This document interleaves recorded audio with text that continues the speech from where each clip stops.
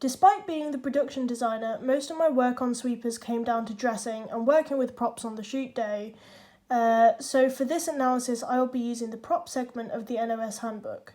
For example, under segment PRP6, Dress the Set for Filming, I think I was successful at achieving most of the relevant requirements.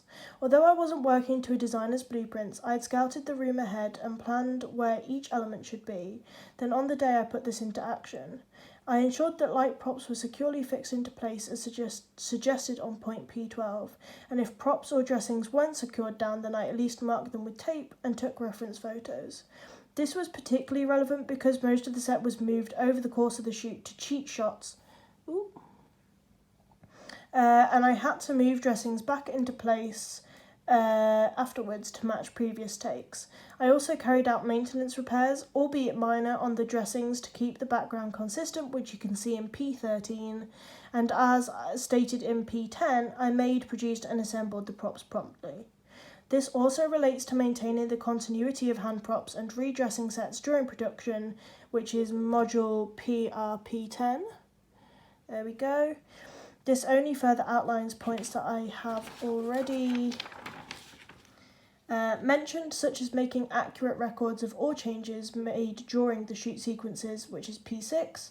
P8, mark out positions for items requiring accurate repositioning, and P10, reposition set dressings accurately according to records.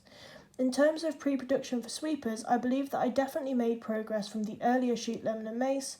At that point I struggled with communication and paperwork to the detriment of others on our crew, and I didn't make a script breakdown.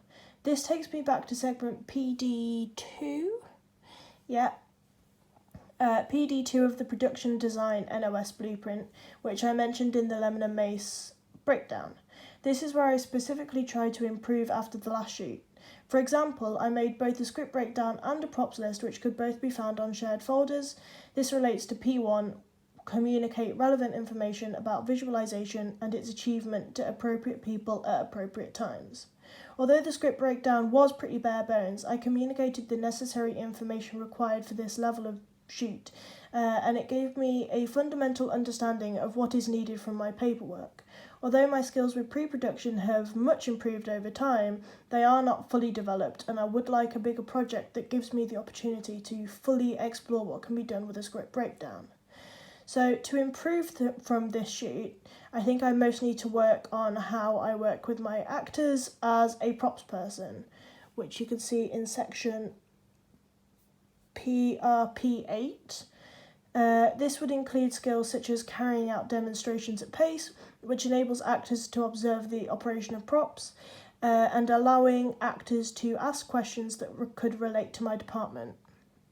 Overall, this would have helped the flow of the shoot, and as I took unnecessary time asking actors to give props back and resetting props after the actors tried to do it themselves, this is definitely an area I will look to advance in the future.